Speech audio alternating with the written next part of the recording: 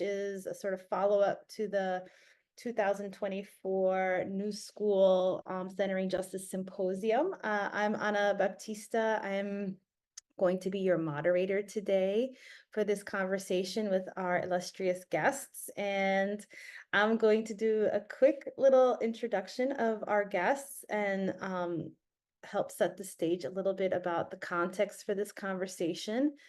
And then we'll jump into some conversation and questions. So we have with us today, very grateful for our guests, Dana Johnson, who is with us. She's a policy advocate, fundraiser, and government affairs consultant, and chief movement advisor with Strategic Movement Collective. Thank you, Dana, for joining us. Prior to joining Strategic Movement Collective, Dana served as the Senior Director of Strategy and Federal Policy at We Act for Environmental Justice, which is a leading EJ organization that builds power and grows capacity for federal climate and environmental justice action. And during her tenure at We Act, Dana conceptualized and served as the primary driver of national policy and policy setting efforts. She led strategies focused on organizations why with operations that connect and structure with mission. So Dana is a very sought after leader. We're very lucky to have her. She's on the board of Green 2.0 and is an advisor of the State Energy and Impact Center at NYU School of Law and many other appointments. So thank you, Dana, for joining us. Unfortunately, I know we have Dr. Karletta Chief listed on our roster for the panel today, and unfortunately, she had a travel interruption. She's on a plane, so she is unable to get to her destination in time to join us, and she will be missed, but we will try to call her into this space as much as we can. We have with us also Dr. Michael Menser, who's the co-director of the New York City Climate Hub and an associate professor of Earth and Environmental Sciences at CUNY. And just a little bit about the New York City Climate Justice Hub that's at CUNY. This is a partnership between CUNY, the City University of New York, and the New York City Environmental Justice Alliance, and the hub works to advance community-led climate solutions that support the research agenda of frontline communities in New York City. And Dr. Mento is also an associate director for public engagement at the Science and Resiliency Institute at Jamaica Bay, and on the advisory board of the Center for the Study of Brooklyn, and he teaches several classes, and he has many other appointments, which are in his full bio, so I won't go through all of them. So thank you, Dr. Menser, for joining us today on the panel. And we have with us Darryl Molina Sarmiento, the Executive Director of Communities for a Better Environment in California. Thank you, Darryl, nice to see you on the screen. Darryl is the Executive Director for CBE, which is a 40-year-old environmental justice organization that builds power in California to prevent increased pollution in already overburdened communities and enact a just transition. And Darryl's been with CBE since 2005, when she joined as a youth program coordinator, where she organized youth to defeat the Vernon power plant. And she's continued in various roles throughout CBE throughout this time. And I know she's been instrumental in many of the significant wins that CBE has had, including the Stand Together Against Neighborhood Drilling Los Angeles Coalition that created a buffer zone policy on neighborhood oil drilling in LA, leading the Clean Up, Green Zone policies in LA, and many other initiatives throughout California and the region. So thank you, Darryl, for joining us. So as you can see, we have amazing panelists. And just to set a little bit of context before we jump in together is that this group of folks were participants in a symposium that we hosted at the New School at the beginning of the year. It seems like a lifetime ago already, but it was just in January when we were gathered together in cold New York City to talk about centering justice in higher education, and then the partnerships that are increasingly becoming more and more common between higher education institutions and centers that focus explicitly on climate and environmental justice movement organizations, and the intersection of those two with philanthropy and a lot of federal funding, right? There's a lot of federal funding that is coming out of the IRA that is increasingly going to universities as intermediaries. Oh, wait, it looks like we have Dr. Karletta Chief with us. Hi, Dr. Chief, can you hear us? Let's see if she can get on and I can introduce her. Maybe while, look, it looks like she can hear us. So I'm going to do a quick introduction of Dr. Karletta Chief. Dr. Karletta Chief is an associate professor and extension specialist in the Department of Environmental Science at the University of Arizona. And she's also the director of the Indigenous Resilience Center at the University of Arizona. And as an extension specialist, she works to bring relevant water science to Native American communities in a culturally sensitive manner. And the Indigenous Resilience Center aims to facilitate efforts of University of Arizona climate and environmental researchers, faculty, staff, and students working with Native nations to build resiliency and climate impacts and environmental challenges.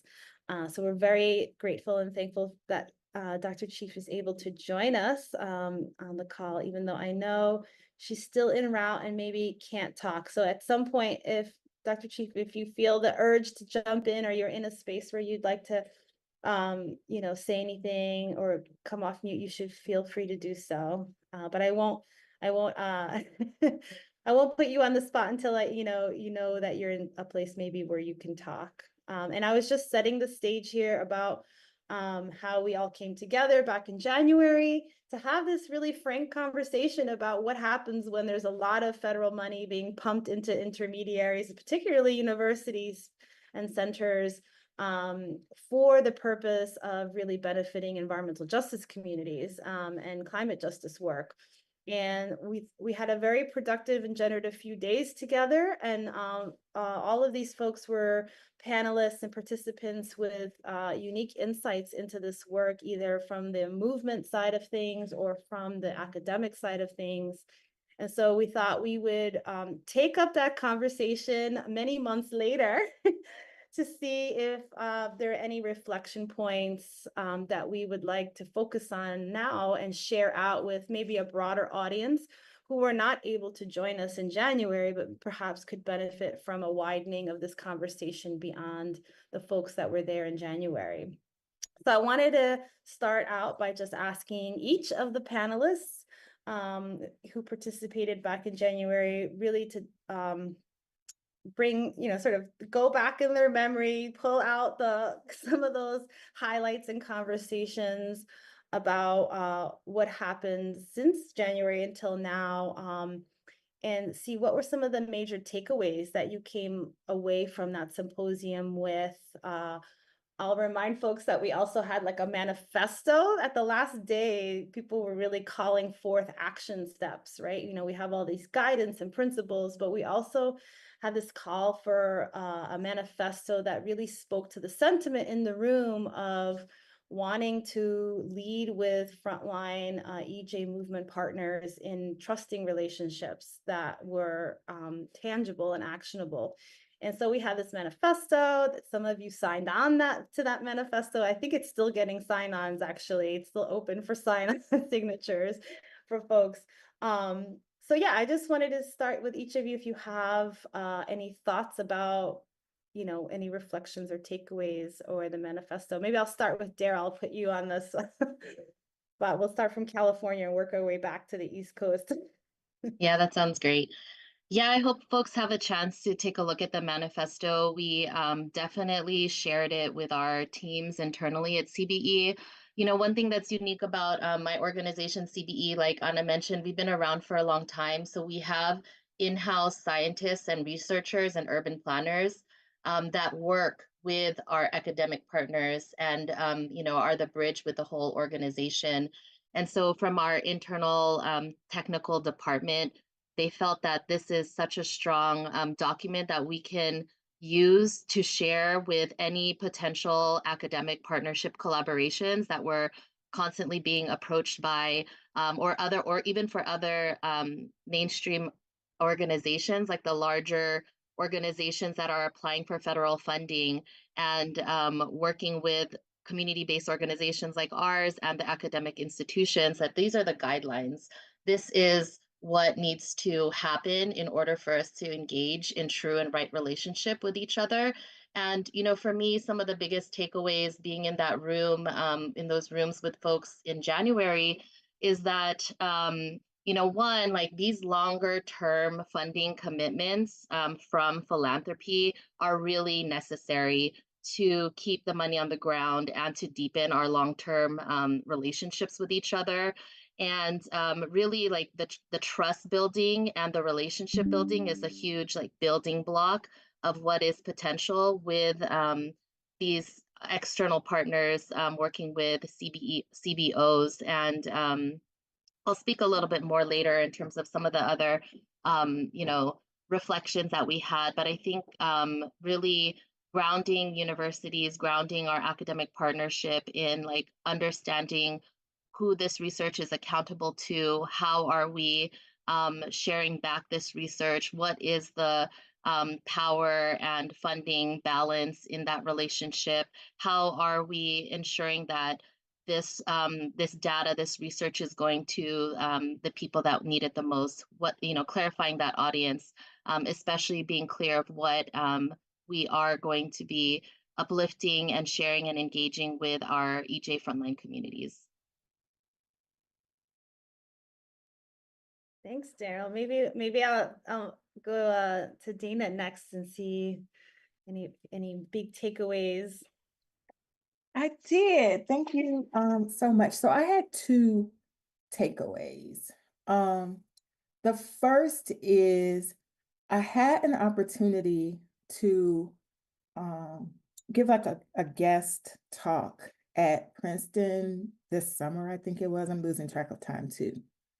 And it was about our environmental justice work at the federal level. So the work that we were doing around EPA rulemaking, the Justice 40 initiative, et cetera.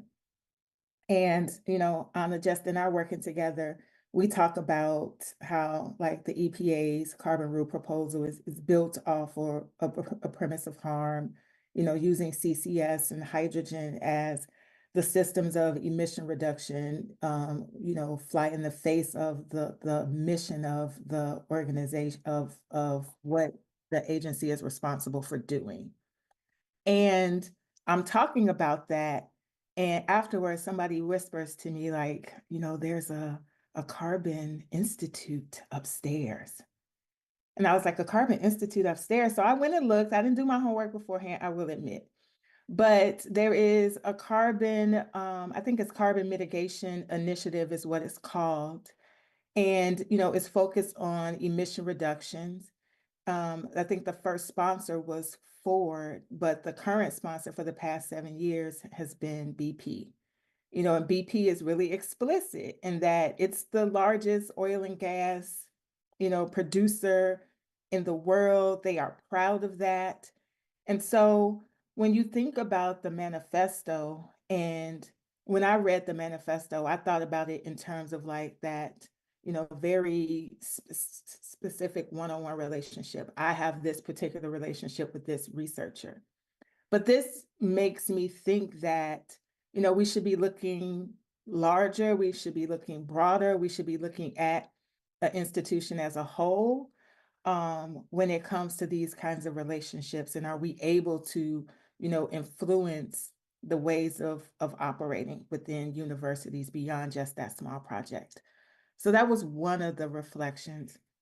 And then the second reflection, speaks to the monies that we see coming out of the federal government, as you mentioned, coming into communities. And, when I was at We Act for Environmental Justice, I had the great fortune of coming up with this idea around Justice 40 that we called our Justice 40 Forward Tour. So how do we move justice forward? And we got to go around the country, ask federal officials to go with us, to sit with communities, state officials, et cetera, and think about how this money could be used in benefit of remediation, revitalization, et cetera. But there were a lot of challenges that came up that surfaced in that tour. Some of it was like legal support, zoning issues on the ground that would interfere with an entity's ability, a CBO's ability to access the money. Like deals that needed to be brokered. For example, like if you want to buy 5 acres of land and build a solar farm, you need to have somebody negotiating that deal for you. And so maybe expanding like this university community relationship, even beyond just research, to be, colleges of business, legal clinics, etc. How can we really start to, maximize the relationship in service to communities? And I wrote down what you said, Darryl, about like urban planners, like even, thinking about the community as a whole. So those are, additional areas beyond like the climate or the environmental departments in an institution that really can be in powerful relationship with communities. And so I look forward to the rest of the discussion. Thanks, Dana. All right. Michael, maybe you want to chime in here now on the sort of academic side of the picture. What were some of the highlights that you took away? Sure. And again, thanks for the invitation to participate. Great to be on these panel with all these fine panelists and institutions and all the experience and expertise in this panel and across this conference, which is tremendous. I was watching some of the sessions earlier today. So in terms of the very inspiring and really tough conference at the New School that we had, as an academic, there was a lot of academics in the room. And man, I knew EJ groups were displeased with academia and universities and professors, but I don't think I knew that they were really, really, really displeased with you. And I get the general idea for sure, and I definitely get specific instances that I've seen happen in the course of work on this. I got connected to EJ groups and activities in the mid to late 90s as a graduate student, so I kind of got into it early and could kind of see wrong ways and better ways of doing it. But I think at the conference, what was really important to see is that there's these multiple issues and there's different dynamics around the issues. So one is just the sharing of funding, right? And overhead costs and the restrictions around types of grants like NSF grants or DOE grants and so on, and the federal money. But then there's also the question of sharing data and reciprocity and how are faculty accountable? And that is tough. Then, working on a lot of different projects, it's very difficult to, I think, to build in accountability, especially in a systematic way, like Dana's talking about the institution, right? And Darryl has this crew, right, in the nonprofit realm, but in the university context, that's very, very difficult. And that was a big takeaway for me. I think the other was the opportunity, and again, Dana mentioned this too, of like with the federal money there, how can universities that do have these other range of departments and programs, which usually aren't connected to this stuff, lend expertise to these kinds of collaborations? And that's definitely something that we're trying to do with the New York City Climate Justice Hub, which is a newer organization, but is a larger scale operation that a lot of things I've been involved with. And I'm looking forward to talking more about that and hearing what people's thoughts are from their institutional context. Thanks, Michael. And Karletta, I'm assuming you still can't talk. Oh, can you talk? Yes. Thank you so much for the invitation to be here. Just want to contribute to this really important conversation. I think one of the things that really struck me at the symposium was talking about how communities should be driving this work because they are the experts, and just being respectful for the community, their knowledge, their work, and ensuring that the university is valuing the communities, their knowledge, because when they're doing this type of work, they're pretty much doing everything. They're the fundraisers, supervisors, they're reporting, they're out in the community. And so just valuing them and recognizing their expertise. I was really struck by what Eddie Baptista said at the symposium. He said something like, the universities are the mechanics that should fix the car and don't drive it. So I think, as academics, it's really important to ensure that the work is community driven and that the communities are leading it, and also that they're getting the funding that they need to do the work. And I think that's really a big part of this. But to even get there, I mean, to be working with communities, in the manifesto, we have a value in there about building trust, having transparencies. So in order to do EJ work, you really need to have built those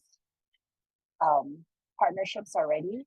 And I think with all the funding coming down, there's a race to build those centers, a race to work with communities when those relationships haven't already been developed yet.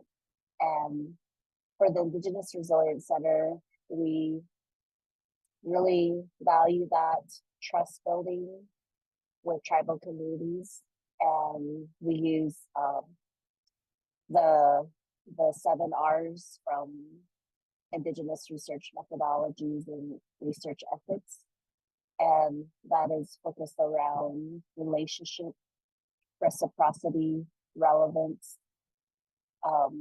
respect, and just going back to, for Indigenous peoples, research a ceremony.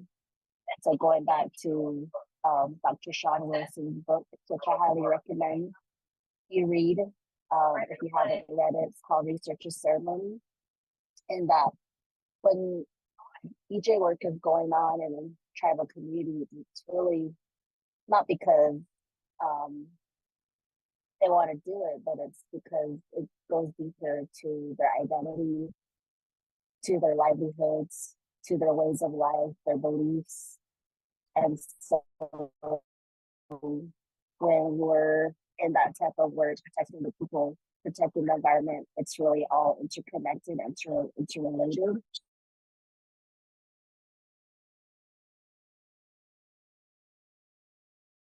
To the natural world. And that's why establishing those partnerships and that trust that's deep and has that long commitment is really important. And another thing that I recall from the symposium is really like having those deep conversations and deep questions that have long commitment, not just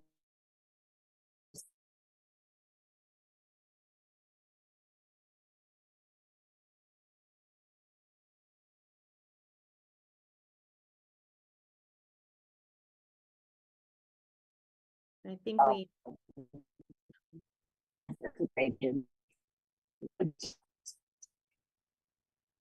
we lost you there for a little bit, Dr. Chief. So we missed that last part of what you said. So yeah, might have some reception issues. So maybe she can jump back on. But I think we got the gist of what she was saying there at the end about the importance of those long-term relationships, right? And deepening those over time. So hopefully Dr. Chief can jump back into the conversation when she's able to, and we're going to keep going. And I was going to start actually, Dana, with you, if that's okay, and ask you a question about, I mean, you kind of got an up close and personal. Oh, here, Dr. Chief is back there.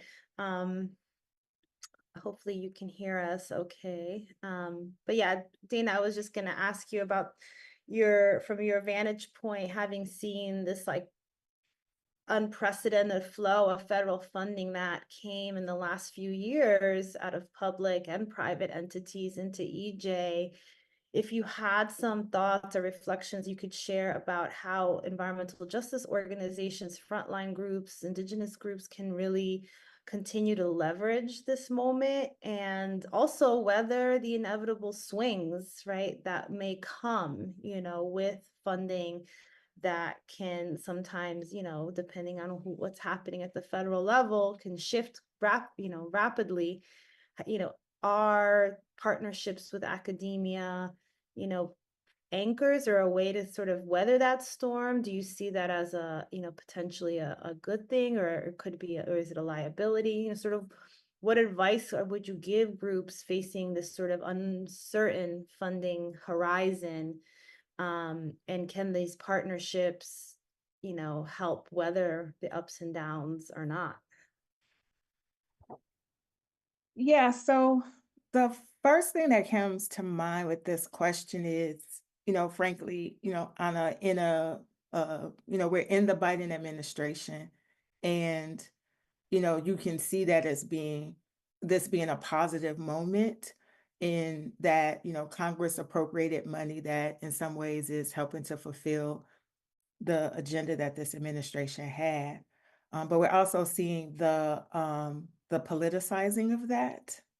So we're seeing community-based organizations face attacks, frankly, from members of Congress. So people are, getting letters asking for information about grants that they may have received. And it isn't just limited to this moment, it's going back. So it's looking for those kinds of we gotcha kind of moments. And I think that those are places where, academia, especially thinking back to like places that have legal clinics, can really be of support. Like there is a lot of thinking right now around protection and defensive strategies for environmental justice organizations, specifically. And then I do think, and that's where the business sort of idea or connection within academia came up, because, some organizations on the ground are very, grassroots, been doing very amazing work, might be fiscally sponsored entities, but in order to access some of this money, you have to be a 501c3, for example.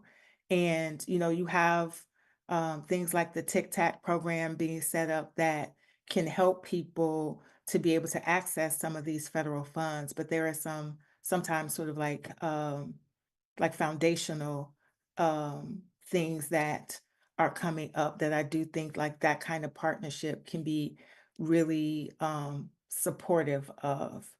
And I also think that a lot of the initiatives are about, emission reduction, for example. How do you mitigate air pollution? And so I do think like those research-based tracking and monitoring of, pollution in communities, like being able to expand air monitoring programs, for example, and how that data is captured and used and reported to support policymaking, frankly, at every level of government.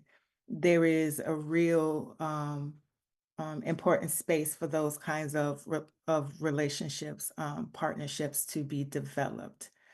And, I don't know, I think it was kind of brought up a little bit by Michael, but that sort of extractive relationship, the imbalance, I think, in terms of like how much money goes to a particular, institution, like, again, at WEACT and applying for a grant with a university.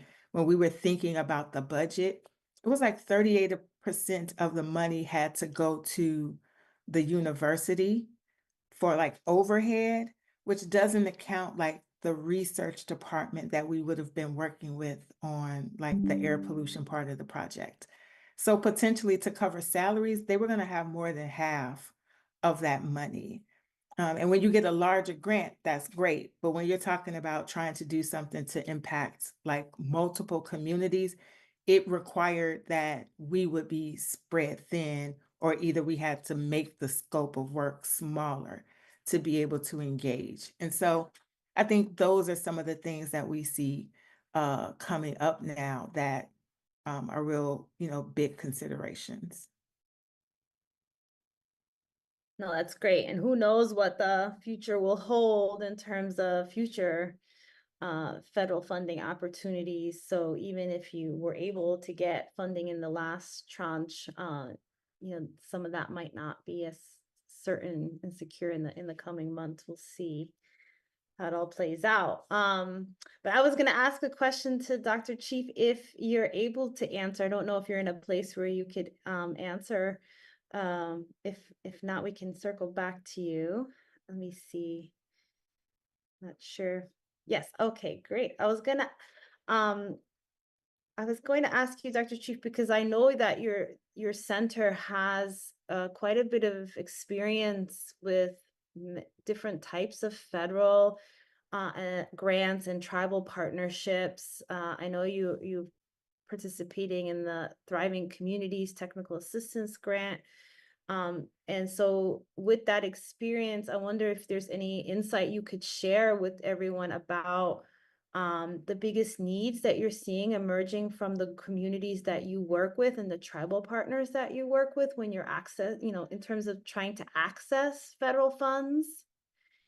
And, just even trying to tap into large scale funding, what the challenges have been on your end as a center, on the back end, dealing with the institution of the University of Arizona. So there's what are the needs that you see in the communities that you're trying to, support and work with, but also then what do you face as someone who is also interfacing with the larger university bureaucracy? And I wonder if there's anything you could share about those two aspects of having these very large federal grant agreements. Okay, thank you, Dr. So what I see a lot in Native American communities, and these are just the ones that I work with, because there are so many tribes across the United States. They're all very diverse and different in their own regard. But with the ones that I have had the honor to work with, one of the biggest challenges is recognition of community-based organizations and how they are often the ones that are put to move and have the capacity to do work and to do EJ work. However, they may not have the infrastructure to apply for grants, and that a lot of times they are volunteers who are committing a lot of time to do the programs, to do to serve their communities. And so a lot of times information just gets missed. And then with the university side, with just the financial structure, it's very hard for them to be in that financial structure where you have to be reimbursed, and have the capital to back up things. And so what we try to do is the foundation grants really help us negotiate that so that we can provide funding upfront without any asking for receipts. And even down to the individual travelers, requiring community partners to save their receipts. There are many tribal members that they live remotely. They may not have access to electricity, running water, broadband, telephone. They may not be users of technology. And so to add more burden to them by asking them to keep receipts, when you could just be a better steward and a better partner by just helping them, compensating them upfront, with honorariums, and kind of minimize the bureaucracies of that. So, some of our knowledge holders are elders, and they primarily speak their language. And so we had to think about ways to support them in ways that the university is privileged to, ask other organizations to do accounting or to do all these filings or to respond to emails or even like Adobe Acrobat, like assuming somebody's going to sign electronically like that. So the way we try to work around it, often creative, we recognize those technological barriers, language needs, and then being there to be in person with the people. So going there with the paperwork, sitting down with them and explaining to them what this paperwork is. But also another thing is lack of trust in these types of colonial institutions that they're not used to.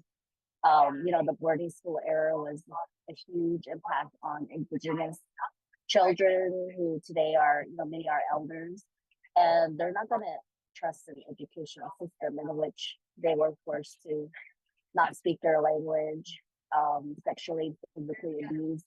So like the trauma behind it, you have to take that all into consideration. So the type of trust that you're building with indigenous communities is very different in that way. It's not just simply communication, it's about understanding, overall understanding and compassion. And positionality is where you're coming from when you enter these spaces and that you're invited to enter those spaces. That's why establishing trust, nurturing, and commitment to that relationship is so critical when you're working with indigenous communities. So I think, with the EPA Thriving Communities Initiative, the technical centers, a lot of it's good, but there's still a lot of like loopholes. A big part of that is grant writing support. TikTok centers can't provide grant writing support, but you have to write the grant to even get into the game. So like, I think that's a huge loophole right there is having a grant writer. So through foundation funding, we're able to hire a grant writer in our center. And through that, we're able to make,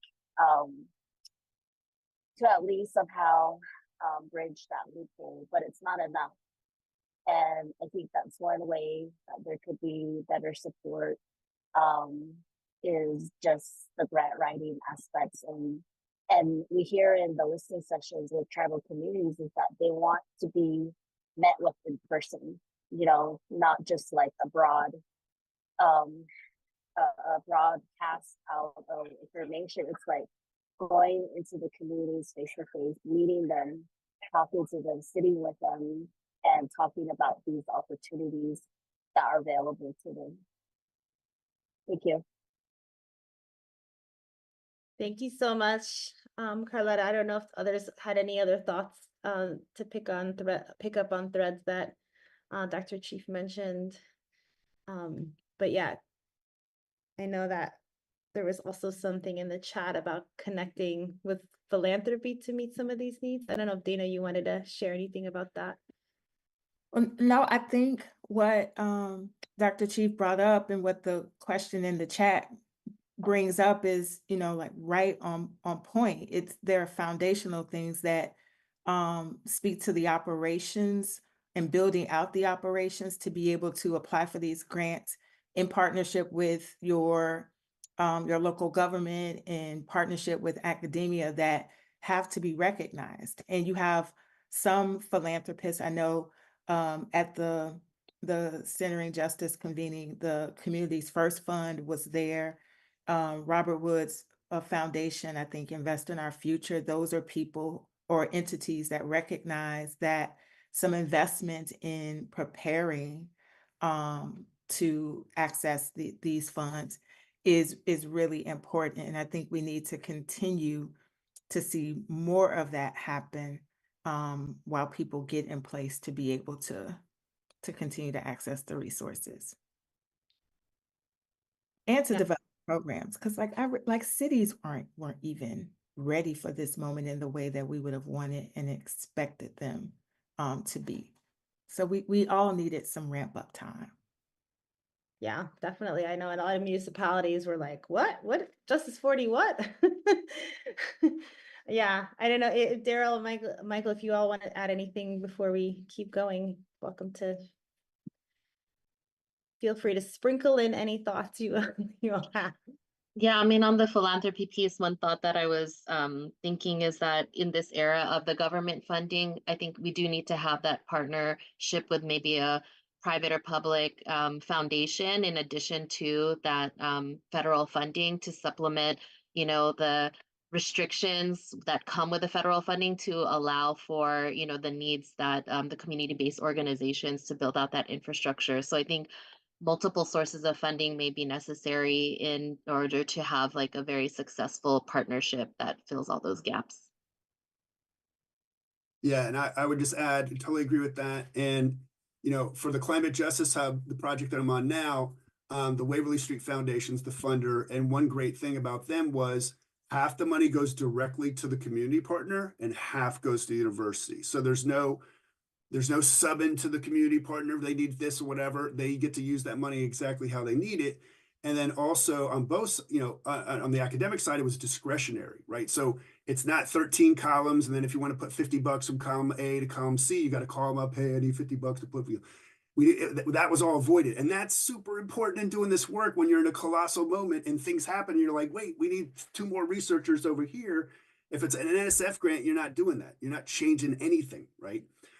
So discretionary funds, I think, can really help. And then the overhead thing is a big deal, of course. And that was something we were fortunate about as well with this grant. But in the past and on many other grants, it's still this structural feature that is very much an obstacle. Yeah, absolutely. And I'll mention that for the Waverly Street Foundation, these climate hubs, we weren't in the initial cohort, but we saw this evolution because originally they were giving the funding to the centers at the universities and they were passing it through. And then I think when they came to CUNY, they had learned that this overhead problem presented an issue. And by splitting up the grant evenly, they avoided the overhead issue, of having to deal with that. So I think that was an innovation that happened that others can learn from. All right, well, we're going to keep going here. And I was going to ask Darryl a little bit of a deep dive into the work that you've been doing over many years with CBE. You've sort of, grown up through the organization, and I'm sure you've seen many different evolutions or formations of partnerships with academia and different types of even funding relationships over the years because of all the rich history that CBE has in organizing. So I was wondering if you could give us that long view of what you've seen. How are these relationships evolved over time? What's improved? What's gotten better? What still needs work in terms of these partnerships and how we can make them function better into the future? Yes, absolutely. Yeah, so I think one piece that is really reflecting on how the partnership starts to begin with. I think more recently it's been more of the hey CBE, can we add you to our proposal? Or very kind of like top-down dynamic, which we want to move away from. And I think there's also this difference between like a funder-driven initiative that, there's this massive grant, like let's all everyone scramble to apply for this grant versus like an organic partner-driven relationship. And I think when CBE first started, or we're over 45 years old, but I've been with the organization for 20 years, and 30 years ago, like in the mid 90s, as I mentioned, CBE, we have our own internal research and science department that's accountable to our base, accountable to our membership, which is a different model. And so when our own in-house scientists produced their report on cumulative impacts 30 years ago, the agencies wouldn't look at us. The government officials wouldn't even pay attention to it unless you have the logo of the university on it. And so that's why we, really engage in our first like report with, Manuel Pastor um, and many other Jim Sad and other EJ academic researchers at the time to ensure that we're being taken seriously. And so obviously that has like really evolved over the years. And another thing to note too is that as a community-based organization, we have seen the range of like different types of engagement with academic partners. So we do that. There's that deep participatory action research type of engagement that we do, where we've had our members like build the buckets, collect the samples from the refineries, do the analysis of the samples from the bucket brigades that we've done, historically, to us asking folks like Manuel Pastor, hey, we need your expertise. We need this academic partner to do this research for us around cumulative impacts, around the evaluation of cap and trade, around the impacts of oil drilling, around assessing this clean energy solution, and to also expose those false solutions. So, we've seen that kind of range, and I think that also like impacts, the type of project that, that comes out. But, essentially like what we were talking about earlier is that what's really key is ensuring that, in terms of like the funding, that the significant chunk of that funding goes to the community-based organizations. Like folks said, it's, when we're talking about entering into these partnerships, the way that the grants are written is like, this organizer makes this much an hour, they're going to spend this many hours doing this much research, therefore you get this much amount of money. We'll reimburse you for like those 30 hours versus like, how can you really create like sustainability for EJ organizations that you're partnering with? Like this is a really major issue for us about like sharing the resources, or like what the percentage of resources or the breakdown and what manner. I wish there was a formula. I wish there was like a formula that we can say like, hey, researchers, this is like really what you need to consider. But, it's more than just like that researcher. It's, that organizer is working with going to our community member meetings of like 30, 40, 50 people, taking time from our member meeting to discuss this potential research proposal. It's our finance director, our development director processing the like more in-depth, time-intensive invoices. It's me as the executive director, it's our research director. So it's just so many more people involved in like the actual implementation of these projects, beyond the hours that we can often like actually calculate. And so, we were recently approached and they said, we have $2 million from NIH and 500K is going to go to the CBOs, but there's 10 CBOs and it's 10-year and it's a 2-year project. So that's like 50K. So, we have to decline projects, unfortunately, oftentimes, and, really assess like what are those, genuine projects that we can engage in. And then I'll also say like one thing too, especially based on some more recent experience, is like really the need for that ongoing evaluation check with the academic partners, like throughout the project. Like if it's a 2-year project, every quarter or every 6 months, because there is that natural tension that arises. There's always potential for like frustration, tension, miscommunication. And so, even just on the basics of it, like really ensuring that there is really a lot of time, as much time as possible between the academic institution and the organization in order to prepare our members to engage in the project. So, the sharing of the materials early on, ensuring enough time for translation, making sure that EJ communities can properly engage in, the level of research or in the level of project that we're doing on the ground. And so just to say that there is still a continued huge need for this on all levels, both again like with the federal funding opportunities that are available to us, but also just in general to address like the toxics, the needs, the fossil fuel transition needs on the ground in our communities. I'll pause there and pass it to you, Anna. Thank you, Darryl. I knew you were gonna have like a rich depth of experience to pull from all these examples, like really tangible examples, really like holistic budgeting, right? Like you're not just paying hourly for all the knowledge, institutional knowledge that CBOs bring forward. So it's great to keep in mind.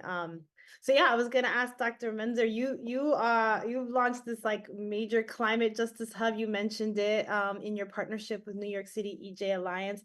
And you're pulling lots of different faculty and students.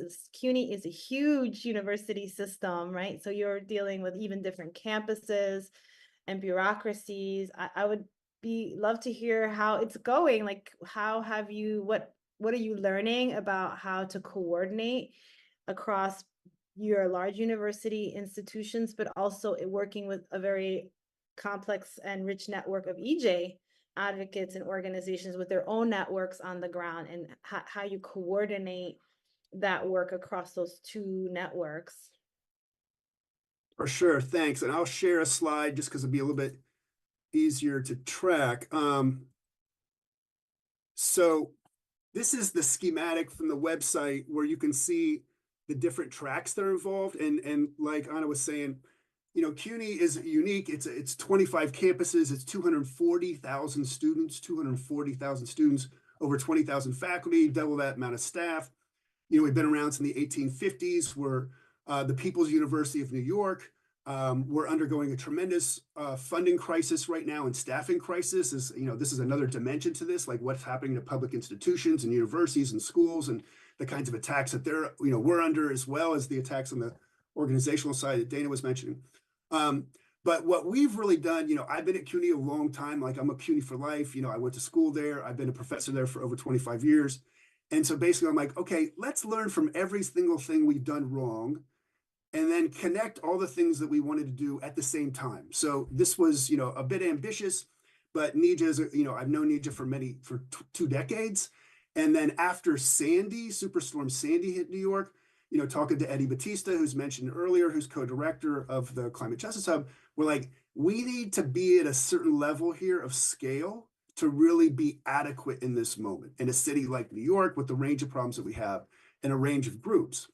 And so we really have, the key to our partnership is these research teams, and the agenda is set by Nija. The agenda is set by Nija and its five members that they pose the research questions, and they're on renewable energy, they're on measuring air quality, they're on developing curriculum to explain climate justice to youth, all these kinds of things. And then what we do, though, as far as we're a university, is we always want to connect students to everything that's possible. But then also we want to bring that learning that's happening in the research teams and in the partnership back into the classroom. Because if we can't spread this through the university, this content and this ethos, and we're a public university, then what's the point, right? And universities are also in an existential crisis now, like half of everybody's in an existential crisis right now. And meaning that enrollments are really shaky, they're going down. How does the university stay relevant? Don't we just we have ChatGPT now? Do we really need universities? And so one way that universities can be really relevant is to be authentically in partnership with communities on major problems happening now, right? And we've seen, we see partial examples of this, or smaller examples, and some are larger, but we really try to take this, at a system level. And so we have, over 4 campuses where our kind of core partners. We've reached across about a dozen campuses at CUNY right now.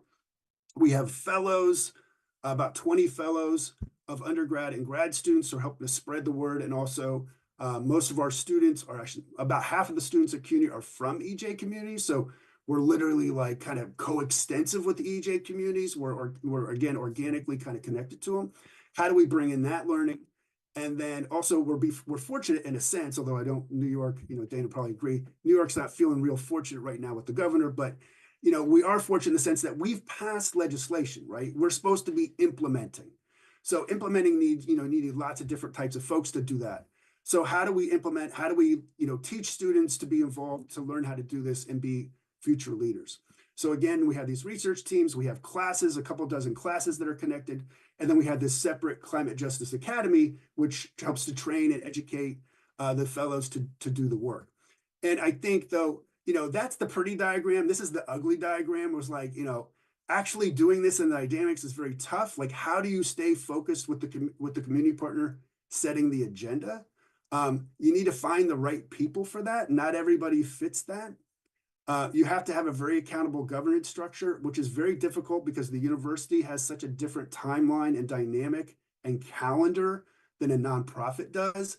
And, luckily, I worked, as a president of a nonprofit for 10 years, so I understand the nonprofit side. So that helps, right? Because a lot of academics have no clue, and then academics always disappear, right? Sometimes it's summer, sometimes it's the winter. You never know when an academic's going to disappear. It's like a, surprise, I'm gone.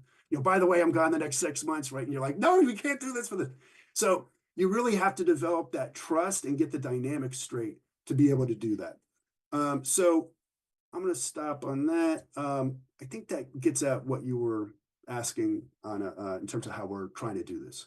Yeah, scary, complex systems there.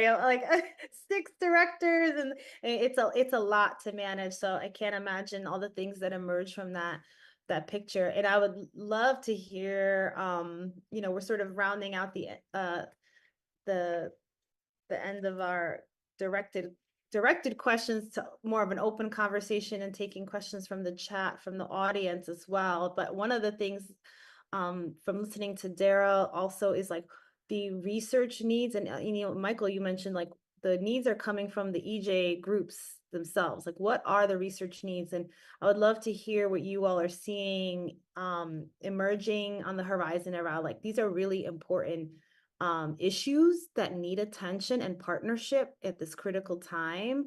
I know from our center, we're spending a lot of time that we did not anticipate, if you a year or two ago, on carbon management, on CCS, on hydrogen, and all these false solutions that I didn't imagine we would be spending so much time on. And I see a lot of academics spending time on the other side of that issue.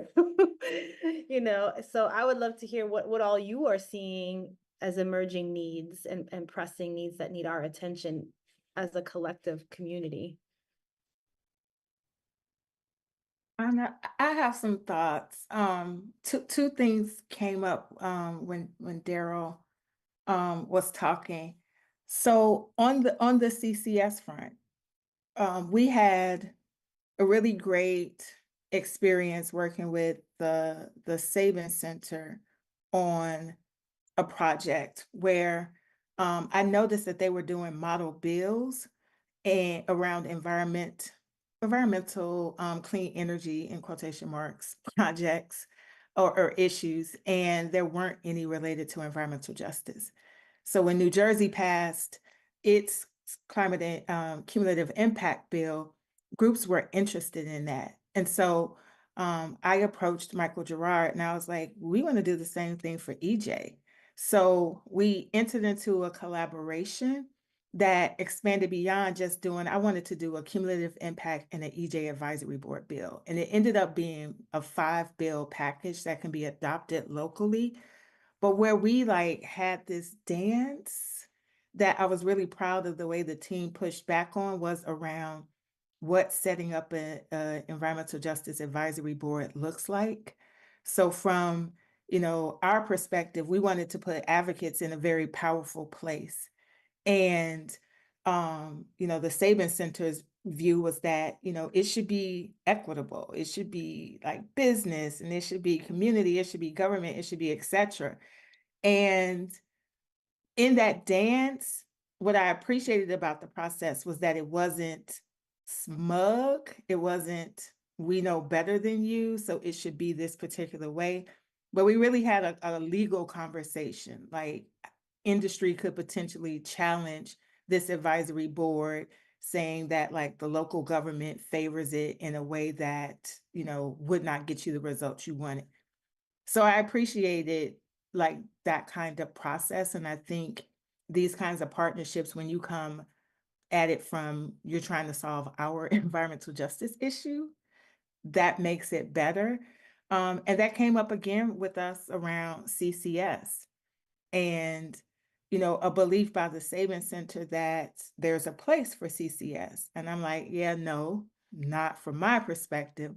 I know I'm not going to win at the federal level, but I need you to tell me, what are my state and even city interventions? Like, what paths can I pursue that I think like, and I think we got some really great legal research out of that. But, you know, it required on our end being strong, having some fortitude, believing that we had just as much expertise, even if it presented in a different way, to come out with something that we really wanted.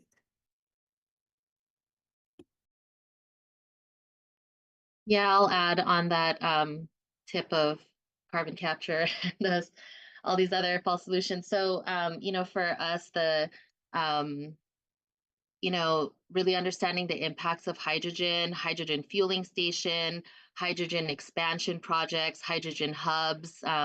You know, $1.2 million is coming to California for the California Hydrogen Hub.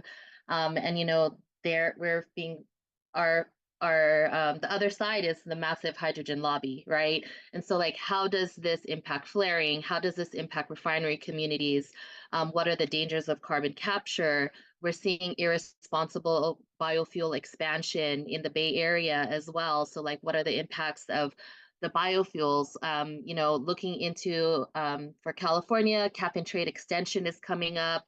The loopholes for the fossil fuel industry around the low carbon fuel standard, you know, is another issue that we're, you know, always working on. You know, just in general, I would say the life cycle of fossil fuels, and really doing more research around, you know, the alternatives around for clean energy, just transition, the process and needs to ensure that the health of all, you know, EJ frontline communities are prioritized as we, you know, move in this direction around, you know, a just transition. I think, you know, also in communities like East Oakland and Southeast LA, we're still being impacted by hazardous facilities such as the infamous Exide battery recycling plant that we shut down in Southeast LA that you know, is potentially going to get designated as a Superfund site officially. You know, water contamination, brownfields, you know, the list goes on. We're still being harmed day to day in our neighborhoods, and we want to partner with our academic institutions to fight against that corporate and industry funded proposals with the support of philanthropy and others. That's great. I don't know if Dr. Chief and Dr. Menser, if you all are seeing any emerging issues that are really priority for partnerships that coming out of your areas that you want to highlight. Feel free to share them. I'll go next. In New York City, you know, we're fortunate that we passed legislation mandating the decarbonization of a certain portion of the building stock. And so NE just had a lot of requests for engineers on the CUNY faculty in this first year of the project. And that's been fun because a lot of times we haven't had engineers in the mix on these things. And we have a lot of people of color engineers because we're CUNY and they have different connections to the community. So that's been a real priority. What does that look like? What are the fall solutions at that level in terms of the building stock? There are many there too. But then also tricky things about how to address, you know, the local circumstances of some of the building stock. And then, you know, post-COVID, we've also had some members who want to reassess where their community is. So we're doing, on the one hand, a project to do a new community survey, given that so much has shifted on the Lower East Side of Manhattan. And then we're also doing a youth curriculum with Nos Quedamos, one of the members in the Bronx. And there was a longer term organic relationship between a faculty member and them, and they had a really good trust kind of situation. And so they're creating this new curriculum, which uses Jenga, like it's a very hands-on curriculum of like, how do you build, you know, just solution kind of thing, which everybody's very excited for. So, and then like, you know, the air quality thing is just huge, right? Air quality, you know, from wildfire smoke to local pollution, like there's just all that. And then other, I think, renewable energy transition, just transition, how do we get a better understanding of the economics and the jobs and how many jobs will actually be created? Workforce development, how do you support that? CUNY does a lot of workforce. So it's a lot of stuff, but I think energy is pretty central and a lot of it. Yeah, I think for Indigenous communities, it's pretty much all of the above. I mean, tribes are needing support in all the different areas.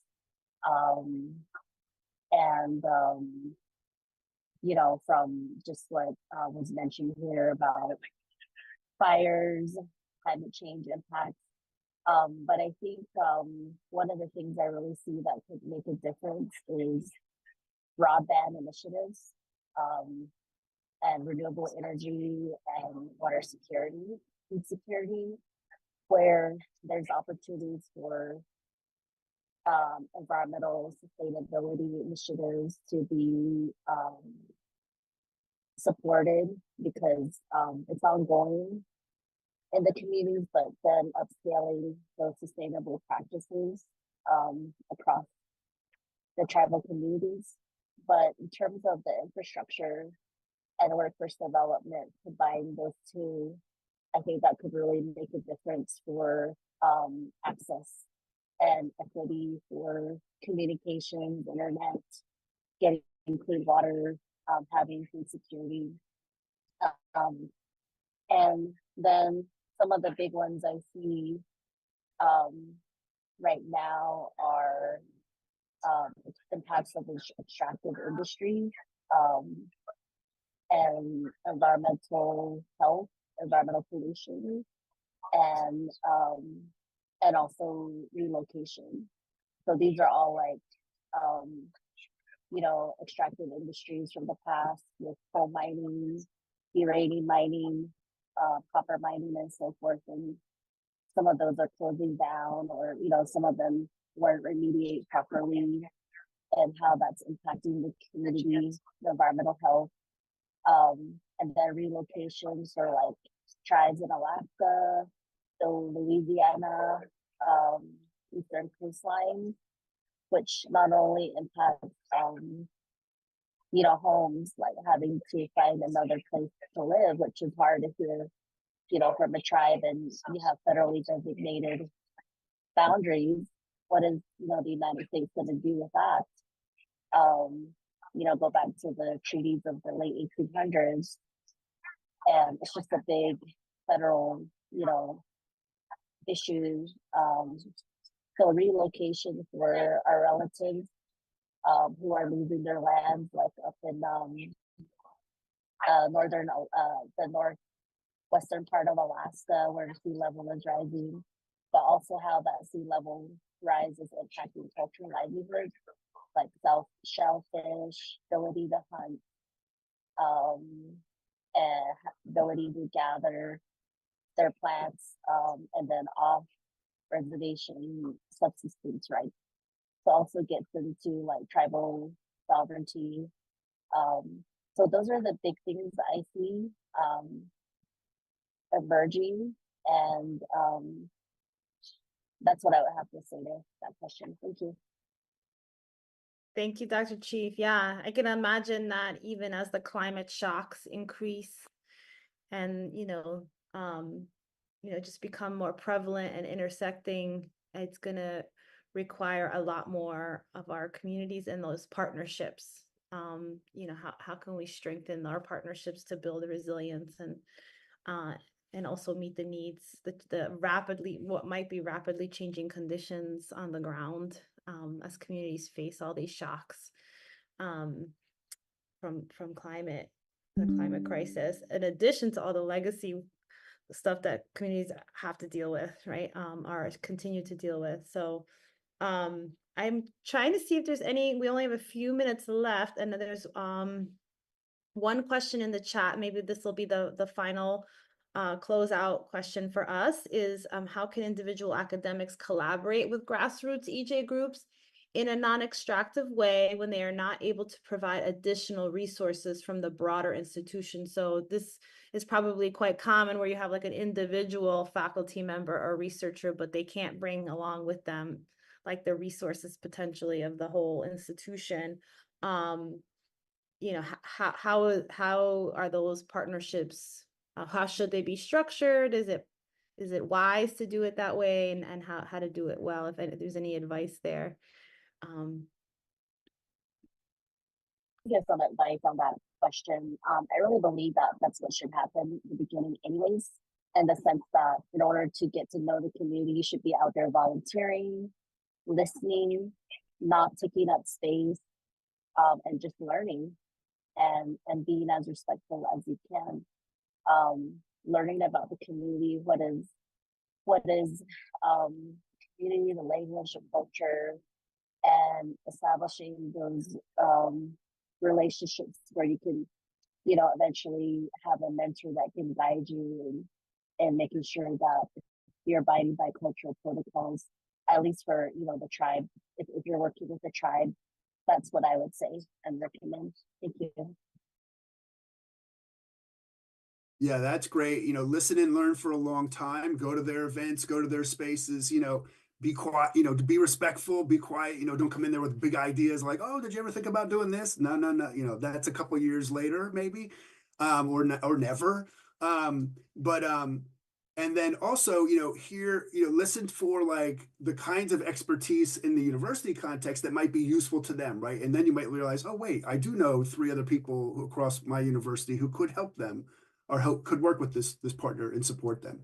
But a long time of listening and gaining familiarity and hopefully some trust before you start is definitely a great idea. I think I'd add, I remember at the symposium and in other spaces, Dr. Wright sharing a story about when she was first starting up the Deep South Center for Environmental Justice. I think it was at Dillard University. And, she had all these great ideas for things that she wanted to do. And she would write what she believed was amazing proposals and submitted them and never got them funded. It wasn't until she asked people what they wanted and built proposals around that her community model, so partnering with communities and universities to solve a problem, started to be funded. So great example of how to not be extractive. Yeah, I agree. Ditto with what everyone said, and just really building the individual relationships with staff members of EJ organizations, if you're able to like meet them in those community settings at the events. Definitely agree with the volunteering. If you're invited or able to attend some meetings with the community members, if you've built enough relationship and trust with the organization that you can, sit in on those. I think if you are an academic that comes from the community, it definitely is, easier. And we have seen that in our adult membership is some of the professors come to the member meetings, they speak Spanish, they can engage directly with our membership and have built that, relationship and trust over time. Beautiful. What a great way to wrap it up is like, shut up and listen. No, and no, and I think it's a wonderful invitation and call in, right? To really roll up your sleeves and show up for the community. So I want to thank each and every one of you for your precious time. I know how precious it is, and you all are very busy people. And some of you are even traveling. Thank you, Dr. Chief, for jumping in here and giving your insight and your time with this broader community. I really appreciate all of you and your efforts. So thank you. Thank you. Thanks, everybody. Be well, everyone.